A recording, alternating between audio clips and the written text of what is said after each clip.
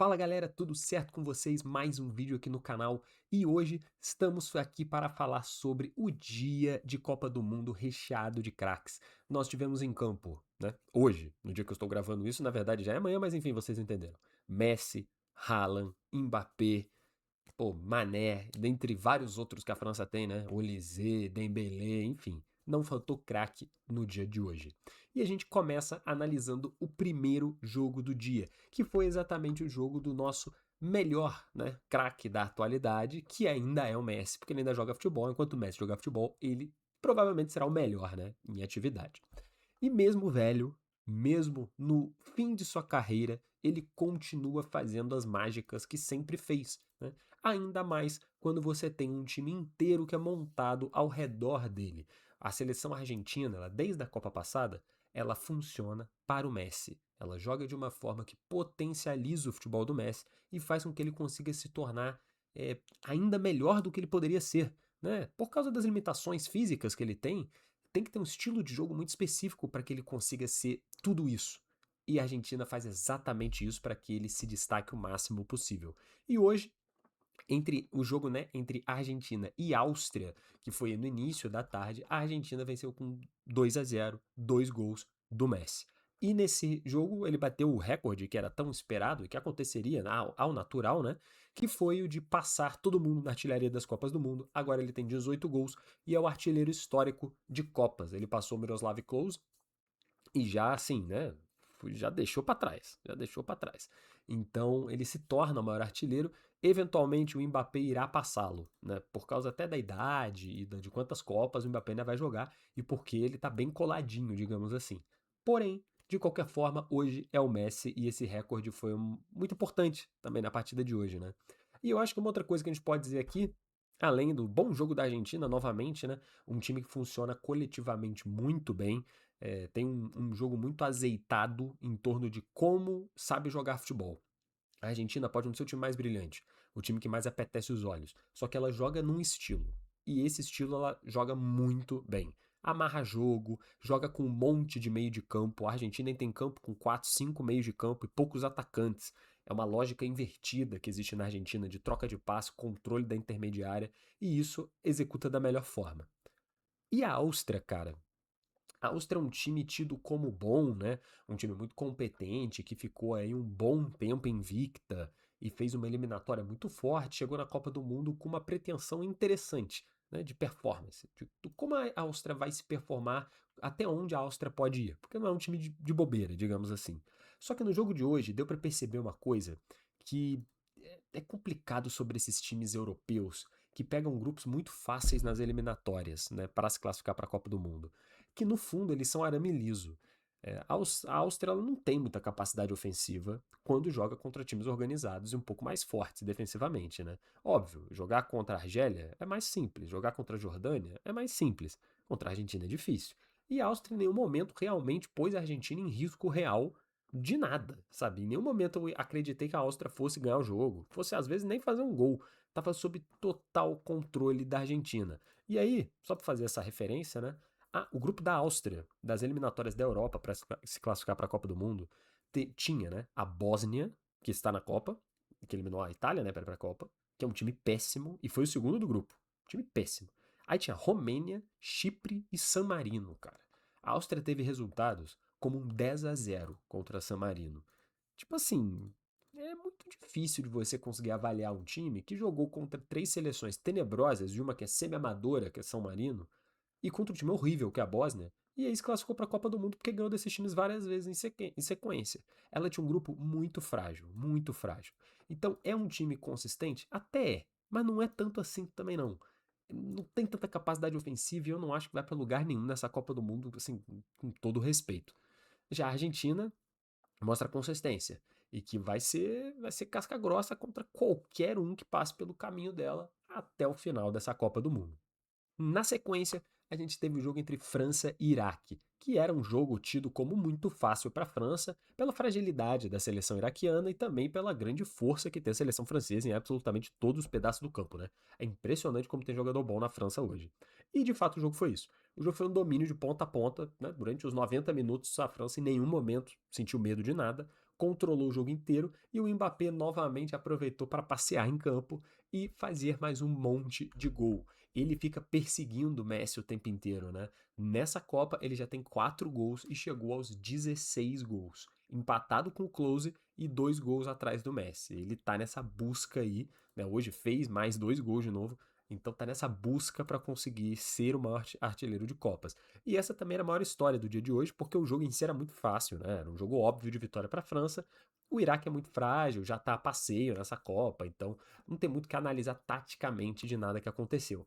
A única coisa que é mais assim, né, impactante é que teve a primeira parada de jogos por causa de tempestade de raios, que foi uma coisa que a gente viu muito nos Estados Unidos no Mundial de Clubes, que foi realizado em outros estádios em regiões um pouco piores para isso e que também eram abertos e tinham menos preparo ali para talvez evitar um problema maior, né? E isso se deu na época porque estava tendo junto do Mundial de Clubes, estava tendo a Copa Ouro, que é uma Copa de Nações da CONCACAF. Então vários estádios que seriam priorizados ficaram na Copa Ouro. E acabou que é o Mundial de Clubes com alguns estádios meio nada a ver. Dessa vez isso não aconteceu, então tem muito estádio fechado, estádio em regiões que não tem tanta tempestade. Foi feito de uma forma para tentar evitar ao máximo essas paradas. Porque se cai um raio nas proximidades do estádio, e aí tem um range lá de 15, 30 quilômetros, algo assim, acabou o jogo.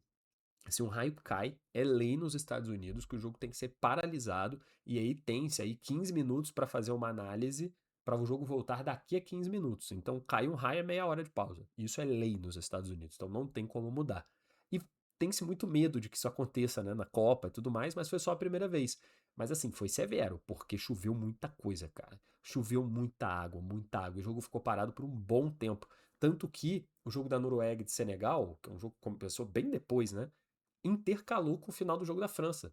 Porque foi papo de, sei lá, 2 horas parado o jogo da França, esperando a chuva diminuir por causa dos raios que estavam caindo, até tudo passar e o jogo poder voltar. E dito isso, o jogo voltou ainda numa chuva bizarra. Tava chovendo muito, isso também atrapalhou o jogo, né? A parte técnica de todo mundo ali. Então acho que a maior notícia desse jogo foi o Mbappé, que segue fazendo seus gols, e a chuvarada que caiu e deixou tudo um grande caos, né? E aí, como eu já comentei, o jogo na sequência foi entre Noruega e Senegal, que era tido como o melhor jogo do dia. Porque talvez não fossem os melhores times, né? Você teve a Argentina, teve França, só que era um jogo mais parelho. Porque era muito fácil o jogo da Argentina e o jogo da França, querendo ou não. Agora, Noruega e Senegal era um jogo muito aberto, de duas seleções de escolas muito diferentes, mas estão buscando a mesma coisa nessa Copa, que é ser aquele dark horse, né? Ser aquele time que vai passando, e quando você vê, chegou lá nos finalmente, como por exemplo foi Marrocos na última Copa, ou como a Croácia foi na Copa anterior, que chegou na final e tudo mais. Então, ambos esses times são bons o suficiente para acreditarem, mas não são favoritos nunca contra seleções mais fortes, porque também estão faltando ainda alguns pontos. E foi um jogo muito, muito legal. Era outro jogo que podia ter tido paralisação por chuva e raio, mas acabou que não rolou, o que é excelente, ufa. Mas assim, o jogo foi muito bom, controlado pela sua maioria do tempo pela Noruega, que pareceu mais organizada taticamente, né? Acho que esse foi o principal fator de diferença. Porque Senegal, cara, Senegal tem excelentes jogadores e individualmente, na minha opinião, deveria jogar melhor, né? Você tem o goleiro que é o Mendy, que é um goleiro de excelência, você tem o Koulibaly, você tem o Mbaye, você tem o Pepsar, você tem o Gana Gueye, o Cis, você tem Ismail Assar, o Nicolas Jackson, o Mané, você tem vários jogadores fortíssimos da elite do futebol europeu. Só que quando eles jogam juntos, Senegal não parece ser bem azeitada. Parece uma seleção que bate cabeça, deixa muito espaço entre as linhas. A marcação da intermediária de Senegal é péssima. Toda hora tem um erro de passe, parece que tá tudo muito espaçado. E aí os zagueiros e os volantes têm que forçar muito passe. E ao forçar muito passe, eles erram muitos passes também. E toda hora tinha contra-ataque da Noruega no mano a mano. Assim, era um negócio meio bizarro. Parece um time meio mal treinado, pra ser sincero. Talvez, se tivesse mais bem treinado, fosse uma seleção poderosíssima. Porém, não é. E esse é o ponto fraco deles. Individualmente se resolvem as jogadas. Tanto que Senegal perde o jogo de 3-2. E assim, a maior parte do tempo tava 3-1, jogo meio morto, mas chegou a fazer o gol no final. E é tudo individualidade, cara. É jogadinha tirada do nada. E, poxa, é meio ruim ver Senegal jogando só assim, né? Porque eu esperava muito de Senegal. Eu esperava bem mais, sendo sincero, bem mais futebol. É uma seleção que está com 0 pontos, porque está num grupo muito difícil, perdeu para a França, perdeu para a Noruega, deve ganhar, né, o último jogo do Iraque e ficar com 3 pontos, aí torce para uma questão de saldo de gol, para ver se classifica como um dos melhores terceiros. Só que ainda assim, podia ter perdido os 2 jogos da mesma forma e ter mostrado um futebol muito melhor. Eu tô achando uma Copa fraca de Senegal, esperava mais coletivamente. Já a Noruega é um time que é quase o oposto, né? Individualmente existem peças boas? Lógico que tem. Você tem o Haaland, você tem o Sorloth, você tem o Odegaard, você tem o garoto, né? O garoto sensação norueguês, que é o Ryerson, o lateral direito. Só que no geral você tem muitos jogadores que, poxa, a não ser quem acompanha o futebol alternativo, não sabe quem é. O goleiro é o Nyland, tem jogadores o Wolf, o Berg, o Aurnes. Ninguém sabe quem são esses caras. Então é um time mais tradicional, mediano de Copa do Mundo. Você tem algumas peças de excelência e várias peças para completar esse elenco.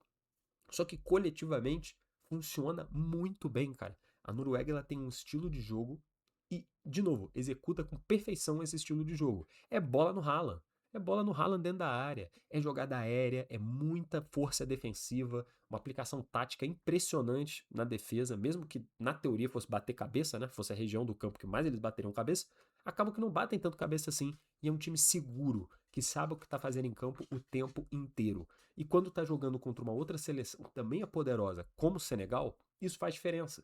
Porque a organização faz que a Noruega acerte mais do que erre. E Senegal acaba errando mais do que acerta. E aí, com isso eles ainda aproveitam dos erros, né? Tipo, teve mais de um gol da Noruega por erro do Senegal. Que saiu, assim, de maneira objetiva após um erro de Senegal. Então, isso acaba sendo o diferencial, porque as seleções são muito parecidas no nível técnico, né? No nível ali de futebol apresentado normalmente. Só que essa questão de coletividade dá espaço à frente para a Noruega vencer. Venceu por 3-2 e também está numa situação agora bem mais tranquila, né? A Noruega que vai pegar a França para decidir quem que será o líder desse grupo, porque ambas já estão classificadas para a próxima fase. Só não sabemos quem vai ser primeiro e quem vai ser segundo lugar. Saberemos na terceira rodada. E o Haaland, é importante dizer isso também. É impressionante como o Haaland também é um fazedor de gol nato, né? É bem verdade que ele não participou de nenhuma Copa do Mundo até essa, e por isso, obviamente, né, o saldo de gols dele está começando agora. Só que em 2 partidas ele já tem 4 gols. É impressionante também o aproveitamento de gol desse cara. E considerando que as eliminatórias europeias são normalmente bem fáceis e esse time da Noruega é um time bom e deve permanecer sendo um time bom no futuro próximo, nós veremos a Noruega de novo nas Copas. Isso é muito provável. E nós veremos o Haaland de novo, farmando gol atrás de gol, e ele é outro que vai buscar esse recorde de gol aí, tá? Não vai ser nessa Copa, mas eventualmente ele vai chegar também. E aí, para fechar esse nosso dia de Copa do Mundo, a gente teve agora na madrugada Jordânia e Argélia, na qual a Argélia vence de virada por 2-1 para cima da Jordânia. E eu acho que esse foi um jogo que, poxa, tecnicamente, né, pô, muito abaixo, duas seleções que estão na Copa no fundo meio a passeio. Só que a Argélia, ela tinha uma obrigação de vencer da Jordânia, porque é um time com algum histórico de Copa do Mundo, de futebol local e tudo mais, tem mais preparo para performar melhor. Era uma obrigação da Argélia vencer da Jordânia. E a Jordânia tá jogando, cara, pela honra, para tentar dar o máximo de alegria pro seu povo. É o que a Jordânia pode fazer e é o objetivo de fato, né? O técnico da Jordânia falou isso, que era jogar da melhor forma que a gente pudesse, levar alegria e mostrar que a gente fez o nosso melhor pro povo da Jordânia, né? Esse era o objetivo no fundo. A Jordânia nunca tinha participado de uma Copa do Mundo e assim, eu não acreditava que ela participaria no futuro próximo de uma Copa do Mundo, tá? Então já é um feito assim colossal, colossal, muito foda a Jordânia estar na Copa, o simples fato de estar na Copa, né? E fez um jogo muito honesto contra a Argélia, muito honesto. A Jordânia fez um jogo assim defensivo, é bem verdade, só que cara, se esforçando num nível que você não espera ver, né, do time da Jordânia. E assim, isso é uma parte maneira da Copa do Mundo também, né? Eu falo isso em alguns vídeos aqui, porque não é o primeiro jogo que é assim, né? A gente tem, pô, o jogo de Curaçao, o jogo de Cabo Verde. Essas histórias, elas são muito legais. A Jordânia perde o jogo, mas no fundo tá tudo bem. Tipo assim, ela fez o que ela pôde fazer. Não tinha como entregar nada mais do que entregou, né? Poxa, ela teve só 35% de posse de bola, né? Teve 3 vezes menos passes trocados. Ela sofreu uma pressão inacreditável no segundo tempo da Argélia, porque virou ganhando o primeiro tempo, né? E aí a Argélia veio para amassar de qualquer forma, porque precisava ganhar de, assim, tinha que ganhar o jogo. E acabou conseguindo. mas para a Jordânia é o que é. E vai fechar participação em Copas contra a Argentina. Provavelmente vai ser massacrada e vai dar pro Messi mais uns 6 gols aí de saldo. Porém, pelo menos é um jogo maneiro, né? Acho que nunca se imaginou que teria esse confronto, então também é algo marcante para os próprios jogadores. E tem que ser dito, primeiro gol em Copa do Mundo. A Jordânia, na sua primeira participação em Copas, conseguiu fazer seu primeiro gol. E isso também vai ficar marcado para sempre. Não tem jeito. É uma marca para eles, para o país. E a Argélia, cara, se salvou. Porque tá assim também. É um time que duvidoso o que eu vou te contar, esse time da Argélia. É um time bem frágil, bem frágil. E vai ter um jogo interessante contra a Áustria. Porque a Argélia é um time que se defende majoritariamente do tempo, né? Contra as outras seleções. E a Áustria é um time que também meio que se defende melhor do que ataca. Então a gente vai ter dois times meio arame liso batendo cabeça. A Áustria deve vencer pela pela questão coletiva um pouco mais acertada do que a Argélia. Porém, o futebol propicia qualquer coisa. E esse Argélia e Áustria, qualquer coisa pode acontecer. E como os dois estão com 3 pontos, é um resultado aqui que dá para passar todo mundo. Ainda dá para passar todos os times. E para a Argélia seria a grande vitória nessa Copa, certamente seria passar da fase de grupos. E aí, a partir daí, meu irmão, a partir daí é loucura total. Só de passar da fase de grupos já seria top. Para a Áustria é o oposto, né? Para a Áustria não passar da fase de grupo seria uma grande numa decepção. É meio que esperado que a Áustria consiga. Então foi um jogo bem legal, que mostrou que a Jordânia batalhou até o fim, time de guerreiros, mas guerreiros meio ruins no futebol. Então não conseguiu vencer. E a Argélia tem que apresentar um futebol melhor, porque senão não ganha da Áustria e vai acabar provavelmente dando adeus à Copa do Mundo. E com isso, fechamos o vídeo de hoje, dos jogos de hoje, né? E amanhã a gente vai voltar de novo com alguns jogos interessantes. A gente tem Portugal e Uzbequistão, Colômbia e República Democrática do Congo. Esse é um jogo legal, na minha opinião, porque a gente vai ver um nível mesmo da Colômbia contra um adversário mais complexo do que o Uzbequistão. Inglaterra e Gana, que é um confronto bom. Gana é uma seleção minimamente decente e a Inglaterra é muito forte. Vamos ver se a Inglaterra vai pulverizar a Gana. E Croácia e Panamá, que também pode ser um jogo legal, porque são dois times que também batem um pouco de cabeça, então às vezes daqui sai um jogo interessante também. Espero vocês nos próximos vídeos, espero que estejam gostando do nosso conteúdo. Um forte abraço e até a próxima.